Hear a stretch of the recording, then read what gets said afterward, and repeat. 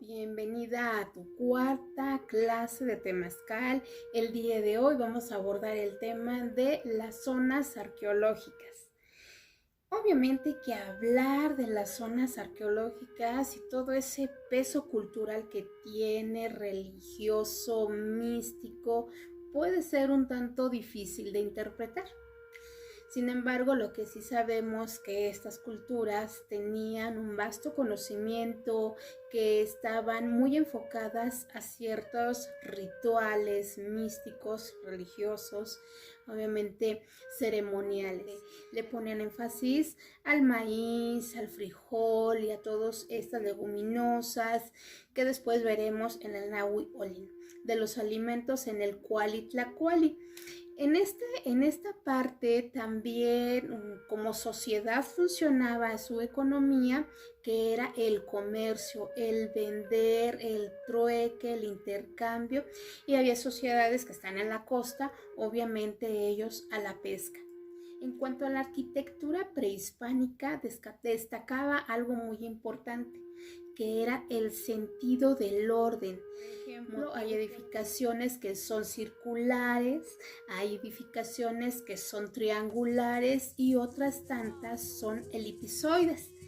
Y bueno, todas estas edificaciones tenían una característica, que era estar edificadas de una manera escalonada, a comparación de las egipcias. Aquí también se podrían comparar con las mesopotámicas. Estas también están de una manera edificadas de manera escalonada. ¿Cómo era la función para que bajara la energía? No lo sabemos. Bueno, en estos teocalis, que realmente es un nombre, digamos que real, porque no es una pirámide como tal, en la punta o en la cima estaban los adoratorios, donde los sacerdotes normalmente ahí estaban manejando la energía, manejaban la magia, donde se desarrollaba algún ritual o alguna ceremonia. Vemos que estas zonas arqueológicas servían como un medio para realizar estos rituales. Recordemos que si ellos ponían mucho énfasis en la construcción, obviamente era porque también estaban poniendo mucho énfasis a la jícara celeste, a los movimientos planetarios para poder edificar. Bueno, ellos observaban la jícara celeste, sabían cuando Venus era diurno o cuando salía de la parte nocturna, en el atardecer. Hay dos fases de Venus que sale a lo largo del año, así como también los pasos cenitales en días específicos donde el mediodía no genera una sombra. De la misma manera buscaban fechas calendáricas que coincidieran con tránsitos para poder generar una energía. Y esto de los pasos cenitales lo podemos observar en Xochicalco, en el observatorio que tienen en esa zona arqueológica. Bueno, eran culturas que se desbordaban en esa ceremonia, en esos rituales a lo largo del año. Algo que sí coinciden casi la mayoría de ellos es que siempre estaba presente un temazcal ceremonial. De la misma manera estaba una edificación o una estructura del juego de pelota, de lo que llaman ulama o lo que llaman tlachtli o también el poc-tac-poc. Estas construcciones siempre van a estar presentes en la mayoría, si no por decirlo el 100% de todos estos asentamientos prehispánicos en todas las culturas. Sobre todo la parte mesoamericana, con mayor índole de ceremonias, es donde se encuentran estos complejos. Antes de abordar nuestro tema en sí, hay que saber qué es un ritual y qué es la parte ceremonial, ¿de acuerdo? Por ejemplo, ritual, obviamente la palabra ritual proviene del latín ritus, que significa costumbre. Muchos lo asocian con hábitos, otros no. Entonces vamos a quedarnos como estas costumbres. Y de ahí se deriva una serie de actos que nosotros realizamos a lo largo del día, a lo largo de nuestra vida, con un enfoque sociocultural. Dependiendo dónde estemos viviendo, las creencias que tengamos, vamos a estar actuando de cierta manera y con ciertas creencias. Digamos que son métodos de acciones conscientes que funcionan como un catalizador.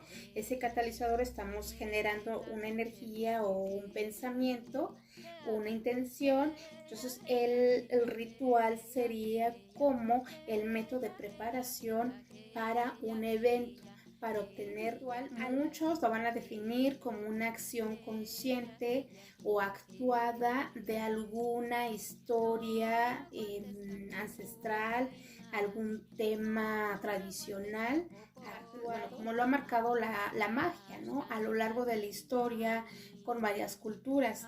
Ese tipo de rituales es para obtener un ritual, sería como el manejo de las fuerzas de la naturaleza, que es lo que usan la magia, supongamos, pero en la cuestión mexica es el honrar las fuerzas de la naturaleza, porque este concepto de magia o todo ese ocultismo viene muy marcado en nuestra psique humana por generaciones, porque todos hemos hecho rituales o ceremonias de algún tipo para obtener un fin determinado. Por ejemplo, en el contexto de la clase de temazcal, un ritual que te puedo exponer sería un temazcal de guerreros. El temazcal de guerreros, como tú ya sabes, se van a la montaña a hacer su danza. Previo a esto, un año con anticipación, cada 8 días o cada 15 días, dependiendo el rol o el protocolo del calpulli, los van a estar llamando para que vayan al temazcal. Cada 8 días, cada 8 días. Al año, obviamente es una preparación para tener la condición física al estar toda una semana allá arriba, porque otro de los rituales que es muy conocido en México es el ritual de las veladoras. Aquí estos rituales se hacen en ciertas fases lunares, bueno, los que conocen y los que no, pues no importa qué día lo hagan, donde la cera toma protagonismo, que representa, esta es la cera, va a representar el cuerpo, el pabilo va a representar la mente y una vez prendido representa el espíritu. Motivo por el cual muchas personas empiezan a hacer las preparaciones para tener algún tipo de situación que les beneficie, por ejemplo, para el amor, para el dinero, para cuestiones de separar. O sea, recordemos que aquí siempre se va a utilizar la parte positiva como negativa. Esta parte dual en la filosofía mexica siempre va a estar presente. Además de que recordemos que México es uno de los países con mayor prácticas de magia, tanto blanca como negra o de colores que tengamos. En esa paleta de la magia, pues van a estar presentes las veladoras. Y los rituales de veladoras son muy socorridos. Entonces la venta de veladoras aquí en México es realmente exorbitante. Y otro ejemplo que tenemos de un ritual sería un temazcal medicinal. Aquí lleva una serie de pasos. Obviamente tendría que, para hacer un ritual, tiene que ir constantemente la persona al temazcal o tener en casa un temazcal cuando ya se tiene algún problema crónico. Esto acompañado de plantas, de ungüentos, de masajes. Se vuelve un ritual. Una vez que ya se alivió, ya recuperó, obviamente ya es como el término de algo. Obviamente aquí no se celebra, nada más es un ritual terapéutico, medicinal. De los rituales que podríamos considerar es la mitología del quinto sol, donde se generó la perpetuidad en la especie humana después de haber pasado toda una serie de eventos. Que siga saliendo el sol, que siga manifestándose la vida. Ese tipo de rituales de agradecimiento, por ejemplo, que son los ayunos, el enterrar semillas, por ejemplo, semillas o comidas en las parcelas para que crezca el alimento y después, una vez que se recoge, nuevamente se entierra. Bueno, y ahora abordar el tema de ceremonia, que proviene del latín, caeromonia, ¿Y qué significa una acción? Estos van acompañados por una serie de actos, normalmente son solemnes, son sociales, una serie de eventos que ya llevó un ritual y ya va a culminar en algún evento. Y bueno, todos estos eventos ceremoniales pueden ser de índole alegre, índole de tristeza, enfocados a la parte de nostalgia, y cada uno se va a desarrollar de diferente manera. Obviamente, el desarrollar una ceremonia implica tiempo, esfuerzo y una cierta inversión, dependiendo del contexto de la ceremonia que se vaya. Aquí entrarían, por ejemplo, las danzas de sol en estas ceremonias, que ya fue la culminación de todo un año de preparación dentro del temazcal para poder de alguna manera soportar sus 4 días con sus 4 noches, esa danza de sol donde empieza el día posiblemente a las 6 de la mañana, se prende el temazcal y ese es el desayuno, y obviamente entran, salen a danzar, llegan a las 6, 7 de la noche, se oculta el sol y entran nuevamente al temazcal, que ese es el único alimento que obtienen. Nuevamente al siguiente día, 6 de la mañana, danzan temazcal, duermen y así sucesivamente. Pero también estaría la fase de las danzas lunares, que es todo lo contrario. Está atardeciendo, entra el temazcal para danzar toda la noche, y cuando va a amanecer, temazcal, y es la parte opuesta de una danza de sol, ¿no? Danza de luna, danza de sol. Otro de las ceremonias sería las bodas o las uniones de personas. En la parte católica, pues, las bodas religiosas, toda una preparación, desde padrinos, vestidos, atuendo, no sé, y los alimentos, el banquete, la iglesia y todo ese tipo de cosas. También es una ceremonia. Los rituales serían el buscar los padrinos, el ritual sería buscar el mejor vestido, el ritual sería el estar buscando, reuniendo las cosas para el evento donde termina como una unión. De la misma manera pasa con los amarres de tilma, es el mismo contexto. Obviamente aquí varía porque aquí ya entra el temazcal, independientemente de haber buscado padrinos, banquetes, atuendos. Aquí el temazcal, aquí también toma protagonismo, porque aquí se va a hablar de lo que les viene como una vida de pareja. Eso también lo veremos más adelante. Otro tipo de ceremonias obviamente es la mortoria, o estas ceremonias fúnebres en la parte católica, los novenarios, y obviamente el ritual sería ahí el preparar el difunto, vestirlo, peinarlo, maquillarlo, y después ponerle el atuendo que muchos le ponen de santos, ponerle su rosario, hacer los rosarios, su novenario, y esto va a culminar no en el entierro, va a culminar a los 9 días cuando se lleva la cruz al panteón. Obviamente esto va a depender de la cultura, no todas son iguales.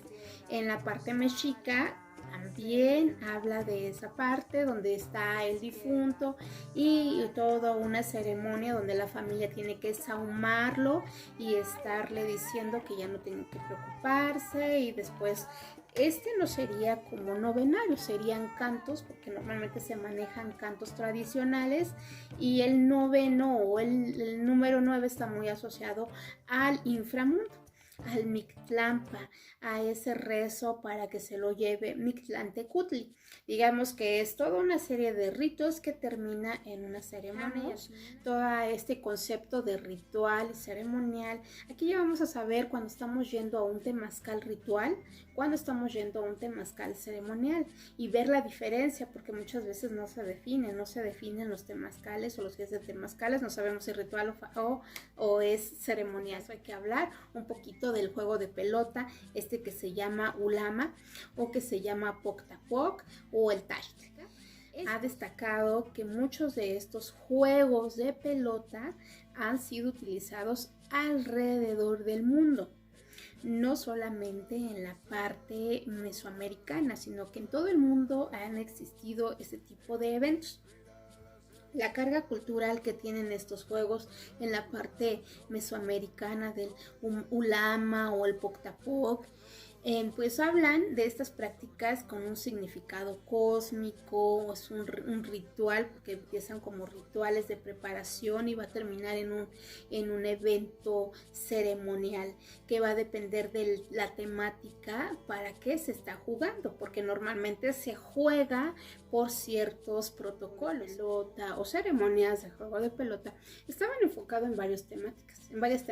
Y bueno, la ciencia antropológica ha destacado recientemente que estos juegos eran muy usados para contextos, para disputas de, no sé, de tierras, para disputas obviamente políticas y poder llegar a un acuerdo evitando la guerra, así como también para cuestiones comerciales, para cuestiones de fertilidad y por supuesto en el ámbito religioso ceremonial. Obviamente iba el juego de los dioses, ¿no? Esa interpretación del cosmos en donde se dice que es los ganadores eran ejecutados, otros dicen que los perdedores eran ejecutados, otros tantos dicen que a lo mejor ponían o ejecutaban a los que eran cautivos de guerra, eran los que eran ejecutados, porque muchos analizan que realmente no se ejecutaban, al menos que estuviese en crisis, que estuviera muy mal la situación, era cuando realmente se hacían estos sacrificios. Esto no lo sabemos a ciencia exacta, sigue siendo una disyuntiva, quiénes eran ejecutados, quiénes no. Otros mencionan que posiblemente el juego en este contexto era ganarse la vida. Y bueno, también se disfrutaban los juegos de pelota. No todo era tan ceremonial, se dice que también corrían las apuestas y también se dice que se tenía la tecnología para elaborar sus propias pelotas, esto ya con una tecnología de vulcanizado. También se sabe hoy en día que no nada más era con la cadera que se jugaba, sino que también ahora sobresalen unos bastones. No saben si era como para pegarle como hockey o como bat. Todavía se desconoce a ciencia cierta cómo se manejaba. Y también se usaban los pies.